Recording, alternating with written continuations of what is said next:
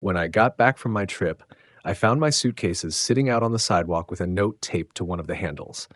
It read, "If you want to stay here, the garage is available. Signed, your loving daughter-in-law." Before the cab even rolled away, I pulled out my phone and called the bank. I was the one paying the mortgage, and I needed to be sure of it. Before we continue, please subscribe to stay updated on our latest stories. The sight hit me hard. 4 suitcases lined up neatly like soldiers, all of them mine. I stood there, trying to wrap my head around what I was seeing. I had just spent 10 days visiting my sister in Arizona. All I wanted now was to sink into my old chair with a hot drink and rest my legs. Instead, I was standing in the rain, locked out of my own home. I bent down, peeled the note from the suitcase handle, and read it again. The handwriting was familiar, sharp, slanted, like the pen itself was in a hurry. "If you want to stay here, the garage is available. Your loving daughter-in-law." My fingers shook as I read it twice. This wasn't just a house to me. I had lived here 40 years. My wife, Dorothy, and I built it when our son, Michael, was just a baby. We planted every tree in the yard, picked out every fixture, painted every wall together. After Dorothy passed 3 years ago, I signed the place over to Michael and his wife, Lauren. On paper, it was theirs, but I was still quietly paying the mortgage myself. I pressed the phone harder to my ear as the bank representative confirmed what I already knew. "Yes, Mr. Wilson, your automatic payment of $2,145 cleared last Friday." "Thank you," I muttered, ending the call. A fat raindrop landed on my forehead as I stood there at 62 years old, staring down at my life reduced to luggage on a wet sidewalk. The sky opened up then like it was giving me permission to finally break. Looking back, I should have seen this coming. The side-eye glances Michael and Lauren gave each other whenever I mentioned remodeling the kitchen. The little remarks about senior living communities where I wouldn't need to worry about the yard. The time they rearranged the living room last Christmas while I was away, shoving my chair, my favorite reading spot, down into the basement. Those things hadn't been small at all. The garage door was unlocked. Inside, they had set up a twin bed against the wall with a cheap nightstand and lamp. My shirts and jackets were hung on a portable rack. My photos, books, and keepsakes were stacked in cardboard boxes, each one labeled "Dad's Stuff" in Lauren's handwriting. I sat down on the thin mattress, the concrete cold under my feet, and looked through the small window at the house where I had raised my boy, buried my wife, and now apparently lost my place in the world. My phone buzzed with a text from Michael. "Dad, we need the space. Lauren has been asking for a home office. The garage setup has everything you need. Please don't make this harder, like I was the one making things difficult. I had never been a man to cry easily, but that night the tears burned hot down my face. I thought of all the nights I had sat awake with Michael when his asthma kept him from sleeping. I remembered taking a second job to cover his college when times were rough. I remembered all the weekends I watched the grandkids so he and Lauren could get a break, and now I was being shoved into the garage like an old lawnmower. I didn't text him back. Instead, I called my oldest friend, Richard. "What's going on, Frank?" he asked, instantly hearing the shake in my voice. "I need a place to stay," I managed to say. "They put me in the garage." He didn't ask me to explain. "I'll be there in half an hour," he said. As I sat there on that flimsy mattress surrounded by boxes labeled "Dad's Stuff," I made up my mind. That house had been my heart for 40 years. I had poured everything into it, my sweat, my savings, my love, and they thought they could just push me out? The garage door rattled in the storm, and I stared at my shaking hands until they curled into fists. They had no clue who they were dealing with. I wasn't just Michael's father or Dorothy's widower. I was Frank Harrison. And I was done being invisible. Richard's spare bedroom wasn't much, but it had a door that locked and real windows with sunlight. After 4 nights at the Valley Inn, which felt like an insult of a name for this chapter of my life, I was grateful to be anywhere that didn't charge by the night. "You can stay as long as you need," Richard's wife said, sliding a mug of coffee toward me. "We've been rattling around this place like 2 peas in a barrel ever since the kids moved out." I wrapped my hands around the warm mug. "I appreciate it, but this can't be permanent. I've got to figure out what to do about the house." "You mean your house," Richard corrected firmly. "The one you're still paying for." Richard had been my friend for over 35 years. He knew Dorothy, watched Michael grow up, stood by me through the highs and lows, and unlike my own son, he still remembered who I was before I got pushed aside. I keep thinking about when things really started to shift, I admitted, staring into the black coffee. After Dorothy passed, I thought signing the house over would help Michael and Lauren. They had just had Sophie. Money was tight. And they took advantage of you, Richard said flatly, finishing the thought I hadn't wanted to admit out loud. Defend me? No. Michael said I was being difficult, that I had to adapt to the new normal. His new normal meant pretending his father never existed and treating his old man like dead weight. The shift had been so slow, I almost missed it happening. First, they pushed into the kitchen, nitpicking my cooking. Then it was complaints about my television being too loud, my friends coming by too often, my gardening taking up too much space. Every time I gave in, they took more. The truth is, I let it happen, I admitted, my voice low. I kept covering the mortgage because I didn't want them to struggle. I thought I was helping. I wanted to feel needed. You wanted to be loved, Richard said quietly. That stung because it was true. Each payment had been my way of buying a seat at my own table, paying for my place in my son's life. Just then, my phone buzzed. A text from Michael. Dad, when are you coming to pick up the rest of your stuff? We need to turn the garage into a playroom for Sophie. My hand shook as I showed Richard the message. His face darkened. That ungrateful little... He cut himself short, but his jaw was tight. Then he looked at me with something sharper in his eyes. Frank, there's something you need to know. I wasn't going to tell you because I knew it would cut deep, but you deserve the truth. My gut twisted. What is it? Last month at book club, Lauren was there, and she'd had a few glasses of wine and started talking. She bragged about their plans. I braced myself. What plans?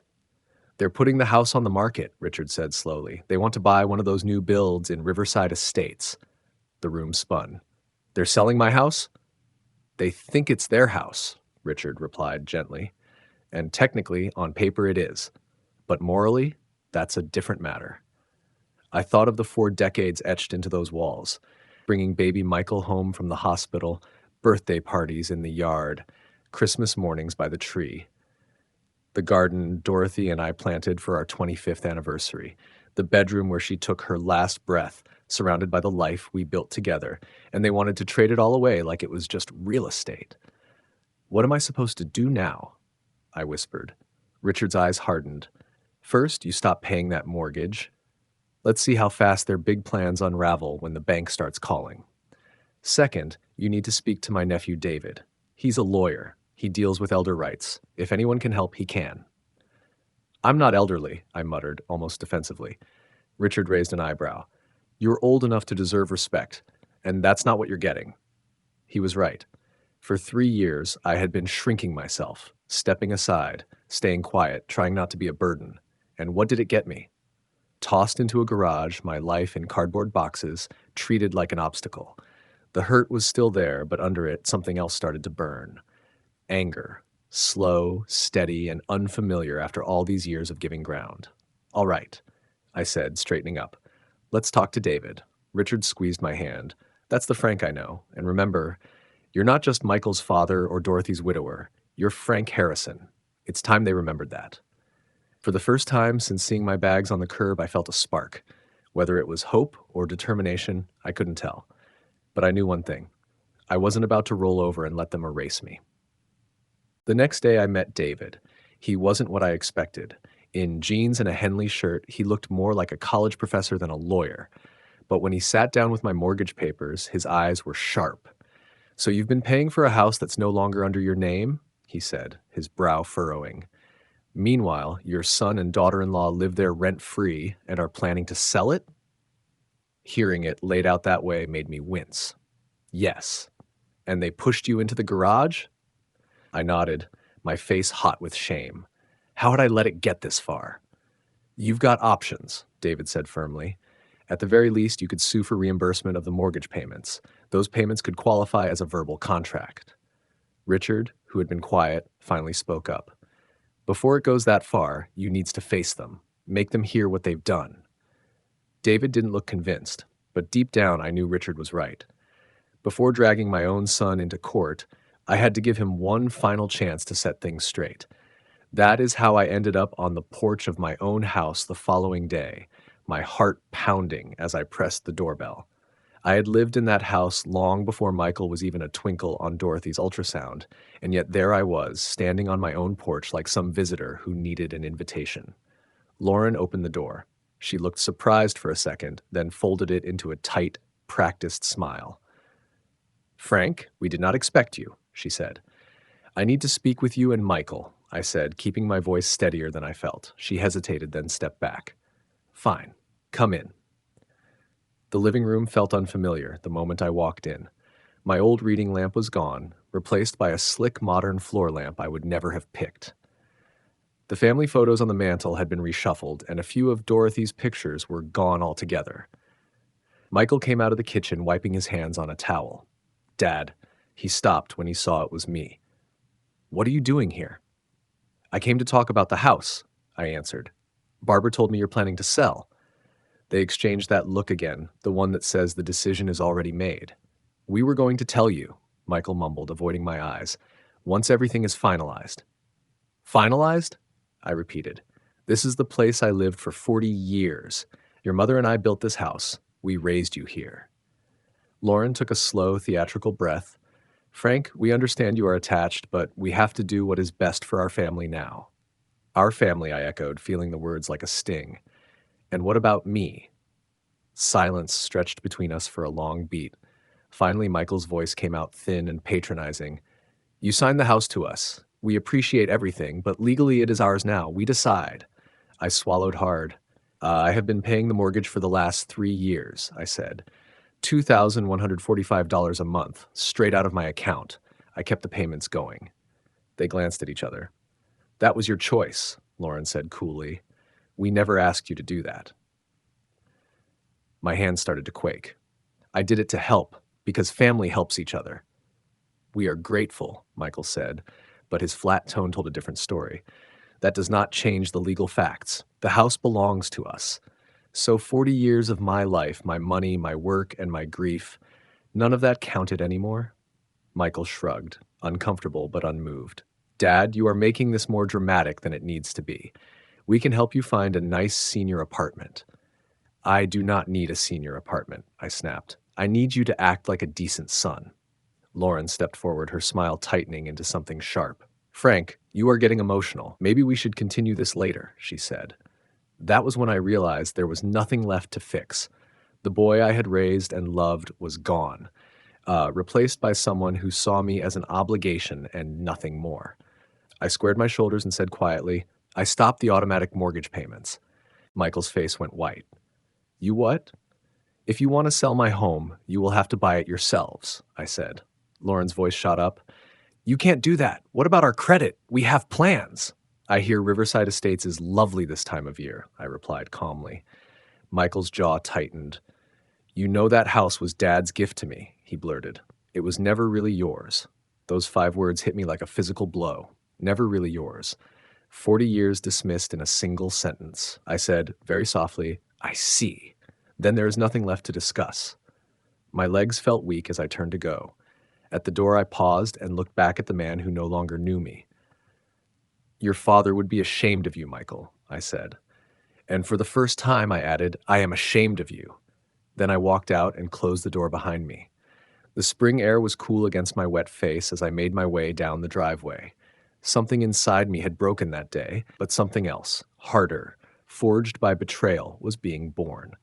When I told Barbara later, she froze, coffee halfway to her lips. "You did what?" she asked. "I stopped the payments," I repeated. The words still surprised me. "I told them if they want to sell, they will have to pay for it themselves." "Well," Barbara said, setting her mug down hard, "it is about time." David, who had insisted on coming along after the confrontation, was less pleased. "That is a start," he said, tapping a pen against his pad. "But we have to be careful. If your name is not on the title, you could be liable for missed payments without any claim to the property." The rush that had carried me through the meeting faded, and doubt crept in. Had I blundered? Barbara cut through it. "You finally stood up for yourself." David leaned in. "We will be strategic. I will call the bank tomorrow and explain the situation. In the meantime, gather every paper you have that proves you made those payments. I nodded. Richard had insisted on keeping neat records. At least that habit had not been useless. What about my things? I asked. Barbara squared her shoulders like she had a plan. I will go with you to collect them. If they give us trouble, I still know how to swing that old softball bat from our community league days. For all the bitterness, I found myself laughing, a small, shocked sound, but it felt good. Barbara had always been the protective type.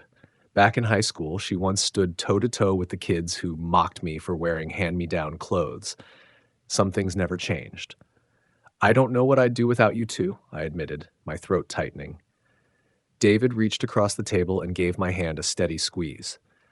You're not in this alone, Mr. Wilson, he said firmly. We'll make sure they stop using you. The very next morning, the phone rang. It was the bank. My gut twisted, bracing for a grilling about the missed mortgage payment. Mr. Wilson, this is Stephen Carter from the mortgage department at First National, the voice said. We've received a request to discuss the Cedar Street property. I gripped the receiver. Yes, that's correct. I understand you've been making payments on a property that is not in your name. Our records show 36 straight months of payments. That's right, I confirmed, but I've stopped making them. There was a pause. Then Stephen said, Mr. Wilson, I don't usually do this, but would you be willing to come into the branch? I think you may have options you haven't thought about. 2 hours later, I was sitting across from him. He was about Michael's age, kind eyes but sharp mind. He explained something called an equitable lien. Basically, he said, when you pay the mortgage on a property you don't own and you're not getting any benefit from it, the law can recognize that you've established an interest in it. You may be able to place a lien for the amount you've paid. If that happens, your son and his wife couldn't sell without dealing with that lien first. Hope stirred in my chest for the first time in weeks. So you're saying they can't just cash me out of my own life and walk away? That's right, Stephen nodded. Then he lowered his voice. Your son called this morning upset about the missed payment. He didn't seem to understand how mortgages work. That didn't shock me. Michael had always leaned on others to handle the details, first Dorothy and me, now Lauren, and apparently my automatic payments. What did you tell him? I asked. I explained that missed payments hurt your credit and can lead to foreclosure. He didn't take it well, Stephen said. As if on cue, my phone buzzed. A text from Michael. Dad, we need to talk about the mortgage. ASAP. Stephen glanced at the screen. What do you want to do, Mr. Wilson? Such a simple question, but one no one had asked me in years. What did I want? Not just about the house, but about my life. I thought of Michael and Lauren dismissing my years of sacrifice, treating me like a burden while they dreamed of Riverside Estates on my dime. I want what's mine, I said, surprising myself with the steel in my voice. Stephen gave me a nod of respect. Then let's make it happen. That same afternoon, armed with Stephen's information and David's advice, I made another choice. I walked past Elena's cafe and saw the Help Wanted sign in the window. Something in me stopped. When I told Barbara later, she lifted an eyebrow. You want to wait tables? I waited tables through college, I reminded her.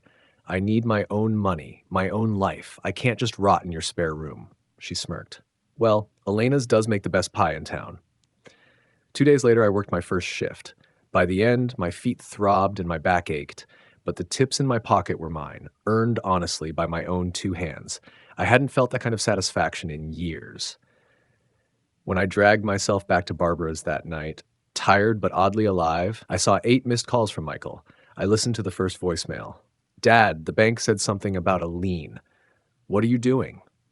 Call me back immediately. I deleted it without hearing the others. For once, Michael could wait on me. Barbara poured me a glass of wine and joined me on the porch swing. So how does it feel? She asked. I thought about it, watching the sun slip down and paint the sky in gold and rose. It feels like I've been asleep since Dorothy passed, and now I'm waking up. And now you're Frank Harrison again, Barbara said with a small smile. I lifted my glass in a toast to Frank Harrison. Took me long enough to find him again. After 4 weeks at Alina's, I had a rhythm. The tips were modest but steady. The work kept me busy, gave me purpose, and for the first time in a long time, I felt needed again. which is why the sight of Michael standing awkwardly at the hostess stand hit me like a jolt of electricity. Dad, he said softly, sounding more like a boy than he had in years. Can we talk? Elena, the owner, looked over from behind the counter. Take 15 if you need it, Frank, she said warmly. I nodded and led Michael to a booth in the corner, away from the regulars who had started to feel like friends. You look different, Michael said, studying me. I smoothed my apron. That's because I am different. He shifted, clearly uneasy. Dad, about the house. I'm not talking about that here. I cut him off. If that's the reason you showed up, you're wasting both our time. Dad, please, he said quickly, and there was something in his voice I hadn't heard in years. Desperation. Lauren and we're in trouble. The bank called about some kind of lien. Our credit score is dropping because of the missed payments. I leaned back in the booth and really looked at my son. The polished wristwatch flashing under the lights, the haircut just so, like he'd stepped out of a catalog, the faint cologne that probably cost more than I made in a full shift at Elena's cafe. For a long moment, I just studied him, this man who used to be the little boy coughing in my arms during asthma attacks. Now he sat across from me, panicked not because of what he'd done to me, but because the bank had finally told him no. Everything about him radiated ease and entitlement. The expensive watch flashing under the lights, the hair styled like he had all the time and money in the world, the faint cologne that probably cost more than I made in a day at Elena's. His life had been built on other people's sacrifices, and he didn't even see it. What exactly do you want from me, Michael? I asked. He leaned forward. We need you to lift the lien and start making the payments again, just until we sell the house. The boldness of it nearly made me laugh out loud. And what do I get in return? We'll make sure you're taken care of, he said, like he was offering me some incredible favor. There's a really nice senior community in Clearview. Stop, I said, holding up my hand. I'm not interested in being taken care of. I've been taking care of myself and of you for years. Dad, be reasonable. You can't keep working here. He waved at the cafe with a little flick of his hand, like it was beneath me. You're almost 65. 62, I corrected him, and I'm doing just fine. Michael's face hardened, the mask of contrition slipping. Fine. What do you want? A cut of the sale? I studied him carefully, this stranger who wore my son's face. I want my home back. He blinked, then gave a small, nervous laugh. That's not possible. We've already put in an offer on the house in Riverside Estates. Not my problem, I said evenly. Michael's expression darkened. It is your problem if you want a relationship with your granddaughter, with any of us. The threat hung there, sour and heavy. My own son was using my love for Sophie as leverage. Are you threatening to keep Sophie from me? He had the decency to look a little ashamed, but pressed on. I'm just saying families are supposed to support each other. Lauren and I have a plan for our future, and you're standing in the way. The way I stood in the way when I paid your college tuition? I asked quietly. When I watched Sophie every weekend so you two could have couple time? When I signed over the house and kept making the payments so you could save up for that boat last summer? Michael flushed. That's not fair. No, I said, it's not. My break was almost over. I slid out of the booth and straightened my apron. I need to get back to work. Dad, please. Michael's voice cracked slightly. We need this. The house in Riverside Estates is perfect. We can't lose it. For a heartbeat, I saw the little boy he used to be, the one who came running to me with scraped knees and tear-streaked cheeks. But that boy was gone. Sitting in front of me was a man who saw me as a wallet with a pulse. I'll think about it, I said finally. But I need something in writing from you and Lauren first. Meet me at David's office tomorrow at 2 p.m. Relief washed over Michael's face. Thank you, Dad. You won't regret this. As he walked out, I wondered if I already did.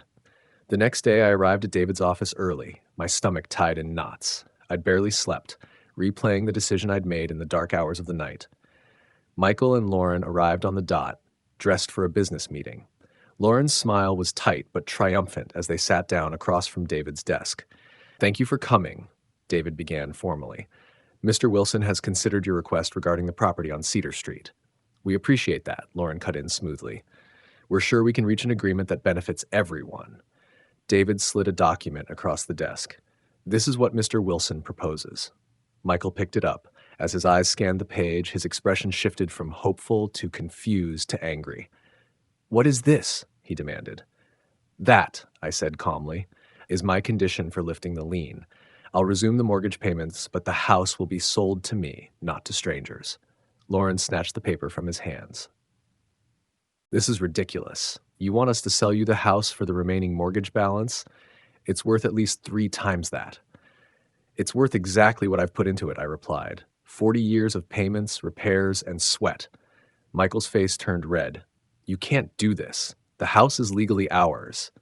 With a lien against it, David pointed out, which significantly complicates any sale. We'll fight this, Lauren said coldly. We'll get our own lawyer. I nodded. You can try, but legal proceedings take time. Months, maybe years. In the meantime, your credit scores will keep sliding, and that dream house in Riverside Estates will go to someone else. I could see the truth sink in. They had overextended themselves, counting on a quick sale of my house to finance their upgrade. You planned this all along, Michael whispered, from the moment we moved you into the garage. No, I said softly. I just finally stopped letting myself be used.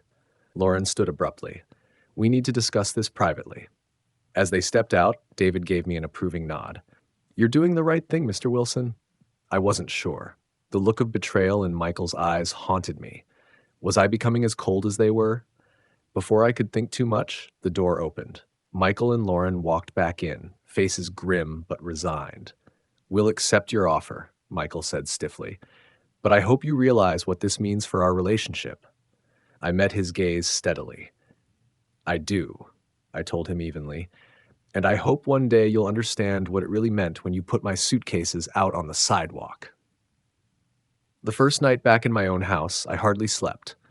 I drifted from room to room, running my hands along the walls, pausing at the doorway where we'd marked Michael's height year after year, standing in the kitchen where Dorothy and I had danced on our 35th anniversary. It had been 4 months since that meeting in David's office, 4 months of legal paperwork, tense handovers, and slowly reclaiming my life. The house felt both mine and not mine at the same time. Lauren had repainted most of the rooms in trendy grays and whites, wiping out the warm yellows and blues Dorothy and I had picked together. The kitchen gleamed with sleek, impersonal appliances. But under all the new paint and chrome, the bones of my home still showed. The squeaky third step on the staircase, the way sunlight spilled through the bay window in the afternoons, the slight tilt in the upstairs hallway that Dorothy always teased me about, but I never managed to fix. I stood in the master bedroom, empty now, except for the bed I'd brought from Richard and Barbara's spare room. This was the room where Dorothy and I had shared our lives, where she'd taken her last breath. It felt sacred. I'm home, I whispered, as if she might hear me. The silence that answered wasn't lonely, it was peaceful. For the first time in years, I was exactly where I belonged. The next morning, as I was unpacking my small set of dishes, the doorbell rang. Barbara stood there holding a pot of soup and a bottle of wine. Housewarming, she announced, striding past me into the kitchen. Though I suppose it's really a homecoming. I laughed and followed her. Feels like both, honestly. She set the soup and wine down, scanning the kitchen.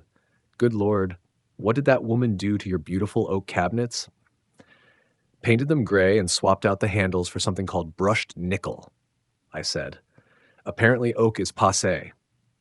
Barbara snorted. You know what's passé? Throwing you out on the street. We both laughed, though the sting under the humor was still real. Have you heard from them? She asked, unpacking dishes with me. I shook my head. Not since the closing that Michael made it clear I'd chosen the house over them. That's not what happened, and you know it, Barbara said firmly. You chose self-respect. There's a difference. I wasn't sure Michael would ever see it that way, but I had made my peace. Letting them keep using me while treating me like an afterthought was no longer an option. Barbara popped the cork. Well, to new beginnings. We clinked glasses, and a rush of gratitude went through me for the friend who'd stood beside me when my own family hadn't. The week settled into a rhythm. Mornings at Elena's cafe, afternoons slowly restoring the house to something that felt like mine again. I didn't have the money to undo every one of Lauren's updates, but I could add back warmth. Colorful throw pillows, family photos on the mantel again, Dorothy's fishing gear hanging proudly in the den. One Saturday morning, I was planting tulip bulbs in the front yard when a familiar car pulled up. My heart lurched as Michael stepped out, looking unsure of himself. He hovered at the edge of the garden. "The flowers look nice," he said. I nodded, keeping my voice steady. "Mom always loved tulips," he went on, glancing around. "I remember her planting them every fall." I brushed the dirt off my hands. "What brings you here, Michael?" He shifted, eyes on the ground. We, we didn't get the house in Riverside Estates." I wasn't surprised. Their credit had probably taken too many hits. "I'm sorry to hear that," I said, and I meant it, despite everything. Michael looked down at his expensive loafers now gathering dust. "We found an apartment instead. It's small, but it's teaching us some perspective, I guess." I waited. There was more. "Lauren's pregnant again," he said finally. "The baby's due in January." "Congratulations," I said quietly, wondering if he meant the news to hurt me, to remind me what I'd lost. Michael finally met my eyes. "Sophie asks about you. She doesn't understand why we don't visit Grandpa anymore." A sharp, sweet ache hit me. I missed my granddaughter fiercely. "She's welcome here anytime," I said. "So are you." He nodded, then hesitated. "Dad, I've been thinking about everything, about what happened." I held my breath, not daring to hope. "I'm not saying we handled things well," he continued, picking his words carefully. "But you chose a house over your family. I don't know if I can forgive that." The small hope I'd felt deflated. He still didn't get it. "I didn't choose a house, Michael," I said quietly. "I chose not to be erased. There's a difference." He frowned, clearly unconvinced. "Anyway, I thought you should know about the baby, and maybe Sophie could visit sometimes if that's okay." It wasn't an apology, not even close, but it was a small opening, a crack in the wall between us. "I'd like that," I said. After Michael drove off, I sat on the porch swing, letting the whole encounter wash over me. The ache was still there, but so was something else. Strength. For the first time in decades, I wasn't living on someone else's terms. The bond with my son was fractured, maybe beyond repair. He still couldn't see the depth of the wound he had left in me, or how badly he had betrayed my trust. But he had come today. He had reached out, clumsy as it was. It wasn't an ending. Maybe it was the faintest beginning. That evening, Barbara and her husband Paul stopped by, along with Elena from the cafe and David with his wife. We gathered in my backyard, the same yard where I had once celebrated Michael's high school graduation, where Dorothy and I had marked anniversaries, where so much of life had played out in all its mess and beauty. As twilight settled, conversation flowed easily among these people who had become my chosen family. Barbara lifted her glass. "To Frank Harrison," she declared, "who reminds us all it's never too late to take your life back." Glasses clinked and faces glowed warm with something stronger than wine: acceptance, respect, even love. Later, when the stars came out over the summer sky, I sat alone on the porch, listening to the familiar creaks of the house I had fought so hard to keep. I thought of Dorothy, of the years we had built together, of the boy we had raised who had somehow lost his way. And I thought of the man I had become in these last months, stronger, steadier, unwilling to shrink for anyone's convenience. The house around me wasn't just wood and plaster. It was proof. Proof that I had survived, that I had endured, that I had finally chosen myself. I was home, not just inside these walls, but inside my own life, and for the first time in years, the road ahead was mine alone, open and waiting. To hear the next story, click the box on the left. And as always, thank you for watching.